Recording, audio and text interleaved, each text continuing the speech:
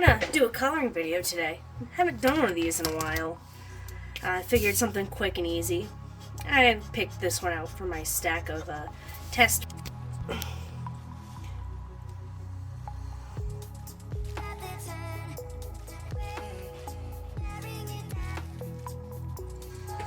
Alright, let's try that again. Sorry, I'm gonna have to cut that out. Because for some reason my camera mount just died on me. I like coloring in rainbows. Alright. I always like seeing how these look when colored. Since I spent a good few hours drawing these, it's always interesting to see what the colored version looks like. And this one, I didn't, this one is actually a color invert of one of the drawings. When I was making my first adult coloring book, I was doing the drawings and I didn't know which would be better. The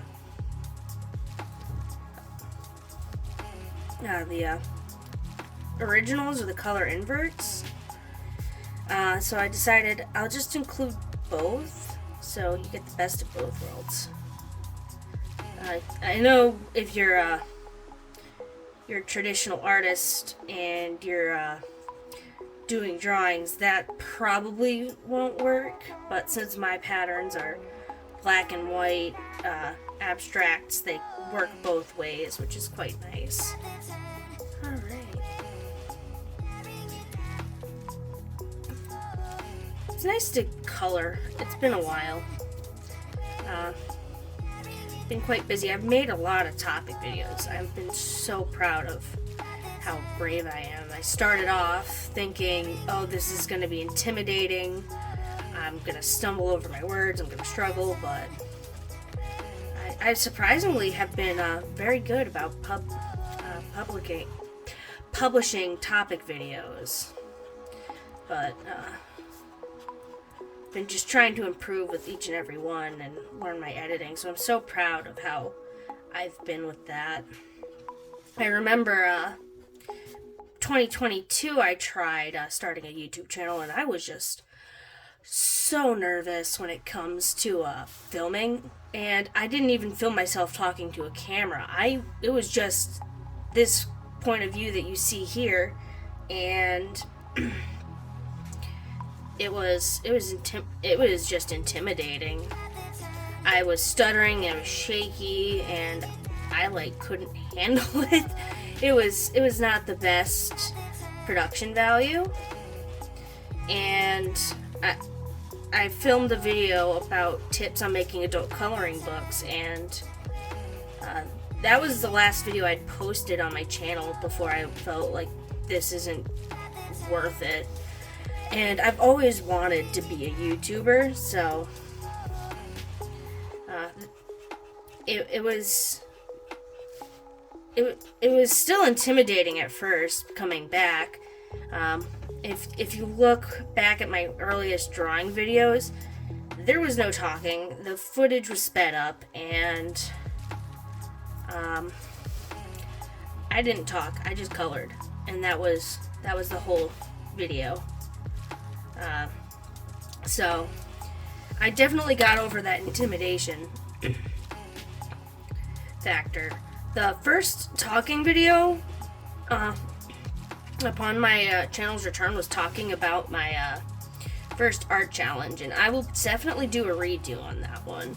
But you could tell I was shaky, I was nervous. It was unscripted too.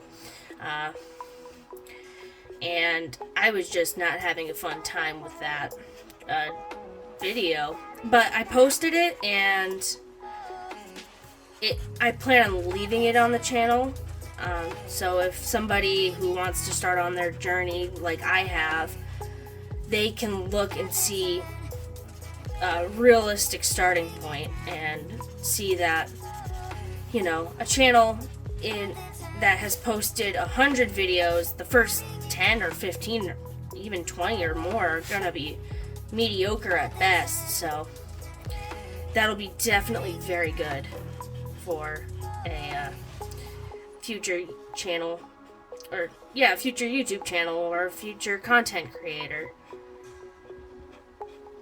Gonna not follow the gaps 100% here, so we can not have the whole thing be red. Red is a nice color, but you know, there's more to the rainbow than just red.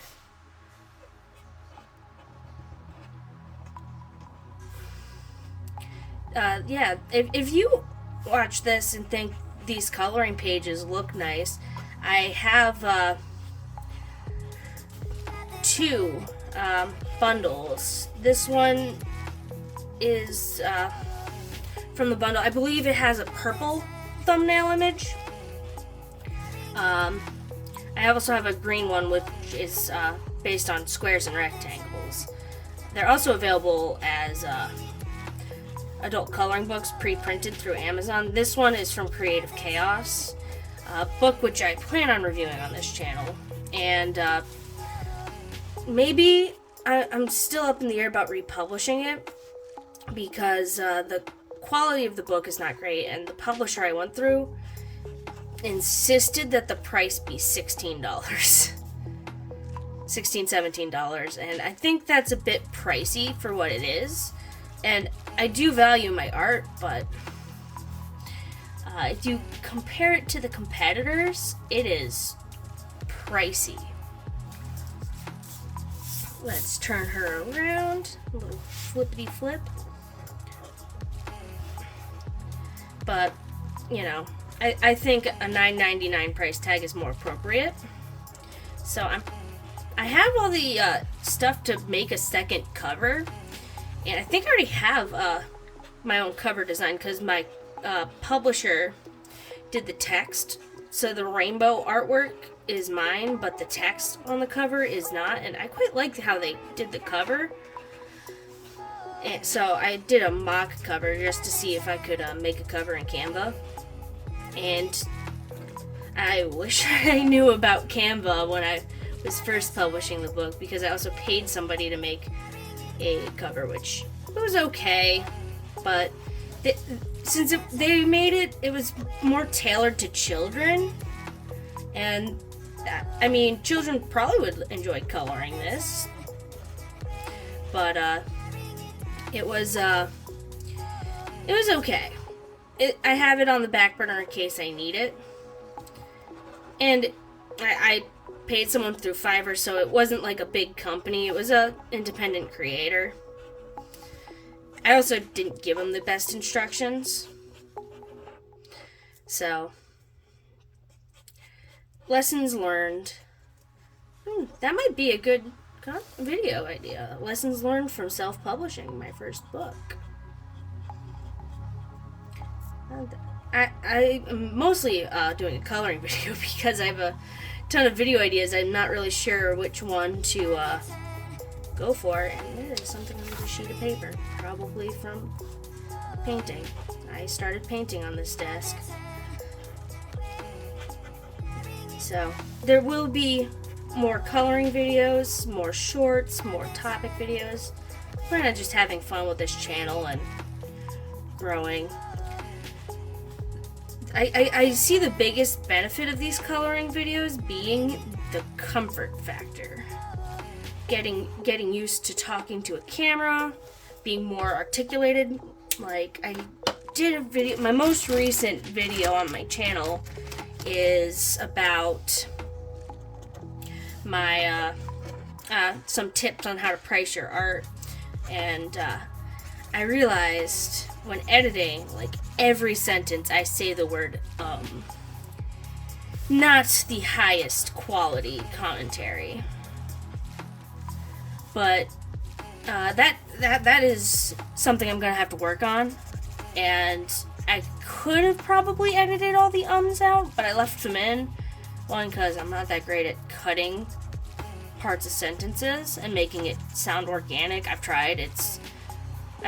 I've done cuts where when I'm talking in my videos, and there's going to be a cut in this video, the camera completely fell after coloring the first dot. But you know, I'm learning editing. This is one of those channels where everything is learned from scratch. I don't have an editor. I don't have a fancy camera. Everything is. I'm gonna see how big I can grow this channel with simple means, and I paid for my editing software because it wasn't like an annual subscription. It was you buy the license for your computer and it's active. If you want to upgrade the software, you have to buy another license, or say you get another computer, you have to buy another license, which I figured my computer still has a few more years of life in it, so.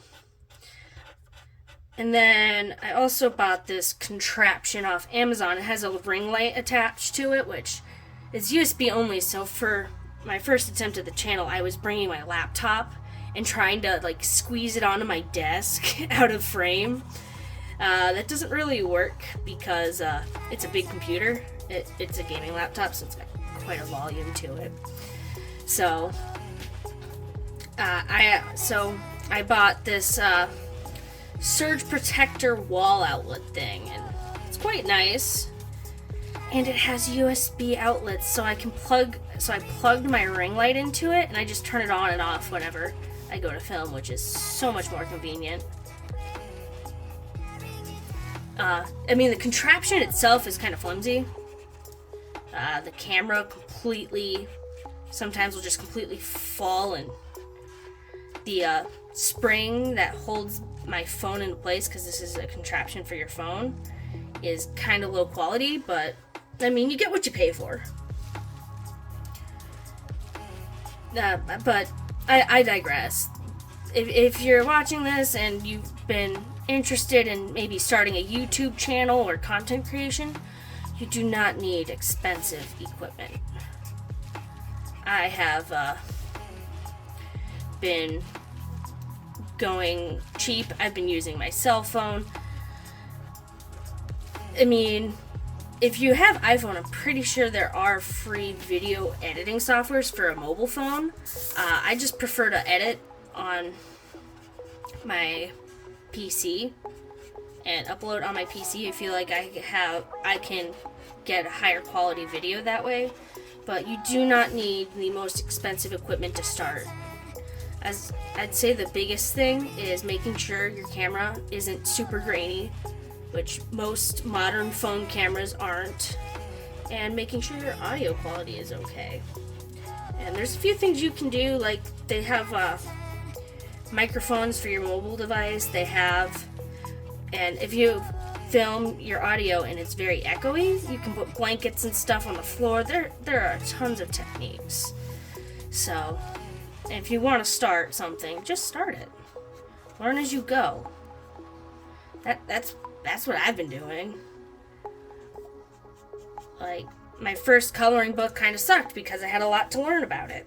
But my second coloring book is significantly better. I really quite like how my second one turned out. There's only one minor detail I would change.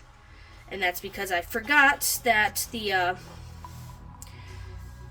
margins on one side of the page has to be bigger to center your image on the page. I forgot about that when I formatted the book. It doesn't cut off the coloring page, it just is close to the binding and you can't cut it out as easily as I would have liked. But that's a nitpick. The images are high quality, the cover looks nice, and it cost me to publish it, the cost of the mark pens and paper, and there was the time cost, and it was like $6, and that includes shipping from Amazon to get a author's copy to make sure it was of good quality, because I didn't want to promote it or brag about it until I knew the book looked good. Which, if you are doing something like a coloring book or any book, I'm going to have stacks of books, honestly, because every time I publish a book, I order a test copy just to make sure it looks to the quality I want it to be. I want to make sure that if someone buys it, they're gonna get something that looks good. Ooh, yellow. And yes, these are new markers. This reverse coloring book project I've been working on has been killing markers. I'm still not quite sure what to name it, which is a fun challenge. I'm leaning towards rainbow reversals, but I'm not sure. Maybe I'll brainstorm in my notebook a bunch of title ideas and list my favorite ones as a poll on Instagram, see what my friends think. Which I hate posting to Instagram, but I think part of the reason why I hate posting to Instagram and I'm a lot better about YouTube is because I don't know my YouTube community, and as tiny as it is, in person. They're just numbers, you know? But the vast majority of my friends on Instagram are people I've met in real life. And they're people I somewhat regularly talk to, so, you know, it feels awkward promoting my art to them. And it's weird. And my friends who know about this YouTube channel, I've asked them not to follow it, simply because that'll just make it awkward. Like, I'll know who's watching. Once I get to, like, a lot of subscribers in the channel, and I'm a lot more comfortable with the posts, then I will most definitely ask them to subscribe, but I want to see how much organic growth. And actually, my stepmom, I was talking to her about this channel, and she suggested I post it to Facebook to get more subscribers, and I told her that's a great suggestion, but that'll make it very awkward to make videos, so I just want to see how many strangers I can get to watch this channel through SEO, good thumbnail design. You know, grow this channel in a way that is completely mine. There we go. On to the green. Real quick. That'll work. I always like to test the marker color on the back of the page before I use it. It's just a habit of mine. If you look at the raw drawings for my reverse coloring book, there's all scribbles. Because I don't want to start a pattern with a marker and realize it's dead. And then I'm kind of stuck trying to make this marker work while this pattern. So it's a force of habit, and it's always good to test your colors to make sure they're acceptable to your standards, even if it's just a casual coloring video like this one. You know, I have so many of these coloring pages. I have a little less than 100, because some of them I colored outside of the video context, took a photo of it and posted it to my Pinterest, which I'm really enjoying Pinterest. I posted them as idea pins before they merged idea and regular pins. And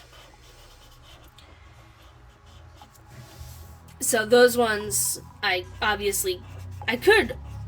files, I could go to wherever and print them, but got plenty of coloring content in the form of coloring pages I have yet to color, and I just really enjoyed coloring. You know, if a telltale sign I think of if something is good is if or something you make is good, if you don't enjoy using it, then it's probably not good. But if you do enjoy using it, then it probably is good. Alright, let's find... I guess you could just go straight to blue. I sometimes like to use a teal in between my blue and green, because I really like the color teal. But we can just go straight to blue. Tiny dots. And I'm really pleased with how this one looked. I believe this one took me 2 attempts because it is so hard to get the even concentric lines for the drawing. It is very time consuming to draw. But that is the nature of this art style.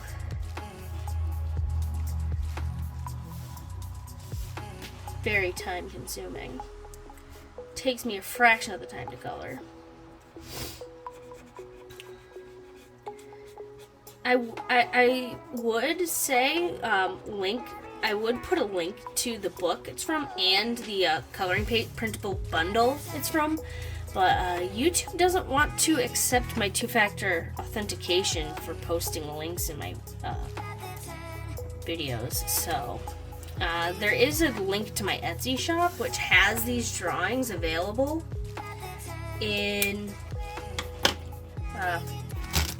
for sale. They're not crazy expensive. They're like $3, and you have it. You print them in as many copies as you want. So there's that. But as soon as I can post links in the videos, I'll probably go back through all my old content and add the links. But that, I think, you need like 20 watch hours, or they won't accept my photo ID. And I tried scanning it in to upload a high quality scan, but apparently you can only upload it from your mobile phone. And you can't select a file, you have to take a picture, and my camera does not seem to want to take a high quality picture of my ID. So I decided to go the build a channel history route. Alright, let's finish these dots.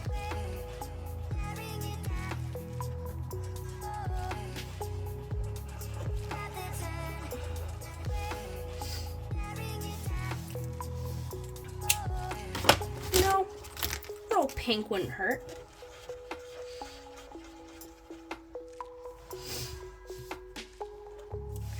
That's what I like about art. You can just change your mind on things. It doesn't hurt anybody to change your mind. And you don't have to like how every piece of art turns out. A little red here. This is turning out quite fun. Kind of reminds me of a circus.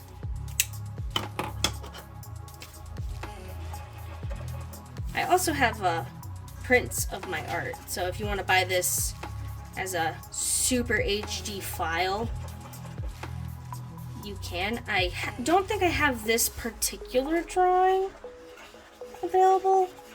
I'm currently just going through and uploading each of the coloring pages as high HD downloadable files. I have the file size listed as 9 by 12, but you can print them bigger. Simply because of just how big the file is. The Creative Chaos ones are about 10,000 pixels on the short side, and then proportionally bigger on the other side, which is fun. The Art Squared ones are a bit smaller because when I scanned them at 600 DPI instead of 1200, which, so, I mean, if anybody buys those, I'm going to advise them, if you want to print it bigger than 9 by 12, consult your local print shop. They should be able to tell you what the max print size is, and I'll also advise them to not print it bigger than twice the original print size. any bigger, and I can't guarantee quality.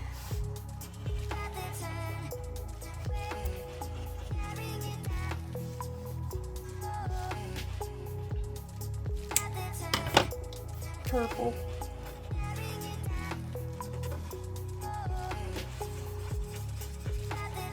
Oops, I forgot a line of dots. It happens.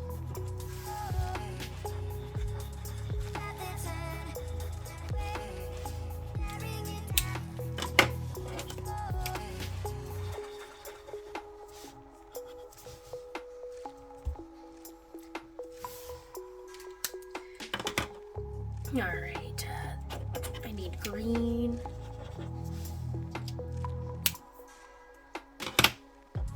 And then blue.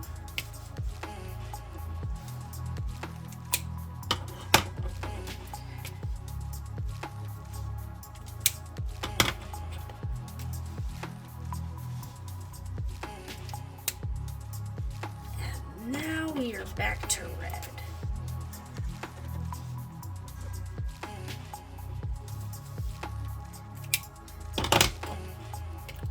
This is coming along quite nicely. If I colored these with colored pencils, I'd still be very far from being done. I like colored pencils. You can get beautiful color gradients with them. They just don't like to cooperate, I guess you could say. Whenever I sharpen a colored pencil, it takes me like 10 minutes to get a tip that stays. Because I'll sharpen it and it'll be nice and sharp, I'll write with it, and it'll instantly break on me. Instantly. Guaranteed.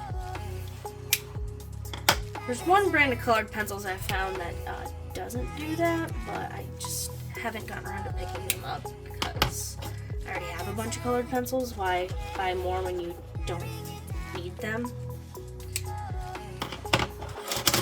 Alright. That turned out interesting. I maybe should have done something a little different with the coloring pattern, but I mean, that's what I like about painting. You never know how it's going to turn out. If you liked this video, check out some of my other content. I have other similar coloring vlogs on my channel. I have other topic-based videos. And if you like this, do the thing. I'll see you in the next one.